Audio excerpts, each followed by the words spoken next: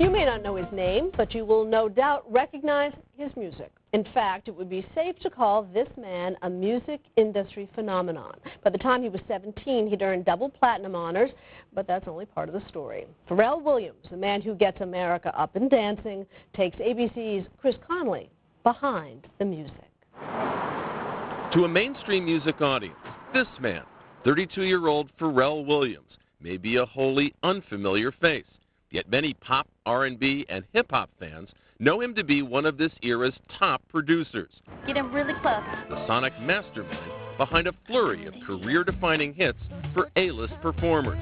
Justin Timberlake's Rock Your Body, Nelly's Hot in Here, Gwen Stefani's Hollaback Girl.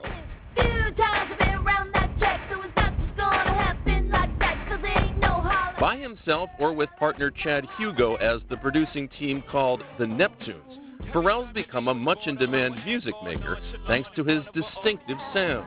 Spiky, beat-centric, unexpected, infectious.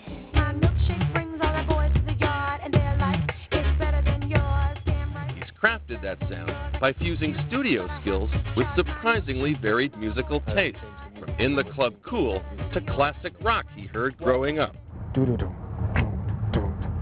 Another one bites the dust. Another one bites the dust was like a big hit in the black neighborhoods. The Queen song. Absolutely. Without a doubt. Pharrell's diverse songs are products of a new age in which melodies take a backseat to beats. Performers will pay Pharrell and other beatmasters up to $2 million for a hot track that'll get speakers bumping. Drop it like it's hot, drop it like it's hot. Ain't no other way to play the game. Pharrell's songs have reshaped the careers of Snoop Dogg and Britney Spears. Now he's a performer in his own right. Can I have it like that? You got it like that. And a few weeks before his CD's release, Pharrell is bringing us to the housing project in Virginia Beach, where he spent his earliest years. No trespassing. Residents and invited guests only. Violators will be prosecuted. That's next door on the left. 1021 Atlantis Drive, right here. Pharrell's not been here since he was 7. With him there, some delightedly remember him as a dapper child. Some of his memories are less pleasant. I used to sit right here as a kid. Right here. Every day. And what would be going on around you while you'd be sitting here? Hustling. Like, it used to be drugs out here all the time. We grew up together. Hey. What's up? Nice. How you doing? That's your young man? I'm proud of you. People die in this street? Absolutely. One of Pharrell's motives is to bring new financial resources to his old community. Right. Because he's seen in his own life how they made a difference. If you hadn't moved from here, what would have happened to you? I'd probably be dead. Or in jail or on drugs. Right? Instead, a chauffeured Rolls takes Pharrell away. The contrast between the life he left behind and the one he lives now is not lost on him. Okay. A lot of people pretty happy to see you there, it seemed like. Yeah, man. But it must kick up a lot of other emotions for you to go back and see those people. Yeah. I was holding back tears. You know, we're driving away from that. They live there, man. I'm just saying, like, it's just not fair, you know? They need the same chance I did, man. They need the same chance that I had.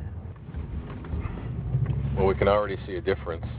That chance came when his family earned enough money to move to the suburbs. It's been pop culture conventional wisdom that the suburbs stifle artistic creativity. But for Pharrell, it was precisely the opposite. Once he was there, he says, he felt his creativity begin to blossom. Being in school and having a great band teacher, Mr. Sharps, I learned so much more. Why was it music that could speak to your particular curiosity in a powerful way? Just always stuck out in my mind. And I could always see it. I don't know if that makes sense, but I could always visualize what I was hearing. Visualize what you were hearing? Yeah, it was always like weird colors.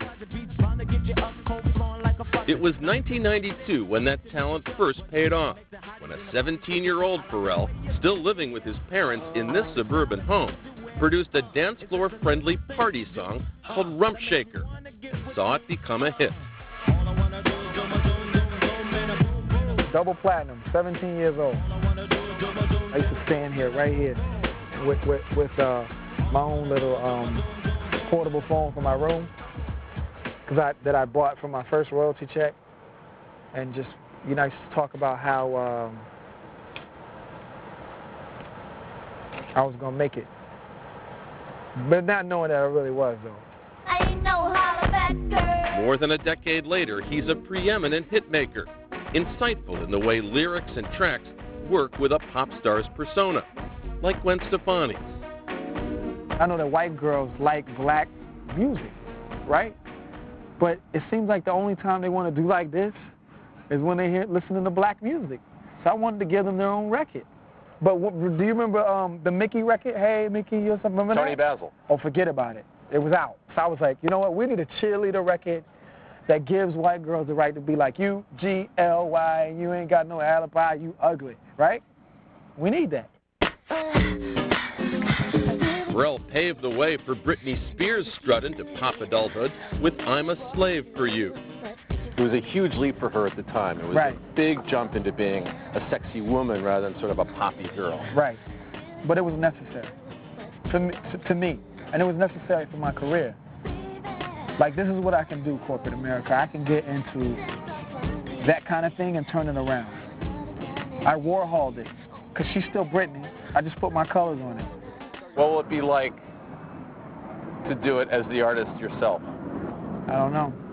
It's like asking me 12 years ago, would we be here? What's up? But here he is, with his debut set to drop. The man who has helped so many stars to shine will be hoping to experience pop success of his own, the kind that few get to know, but so many dream about. I'm really not good Did you with put time. those stars up in the, is that your bedroom with the stars up in the ceiling? It's time to go. This is Chris Connolly for Nightline in Virginia Beach. The man behind the music, thanks to Chris Conley.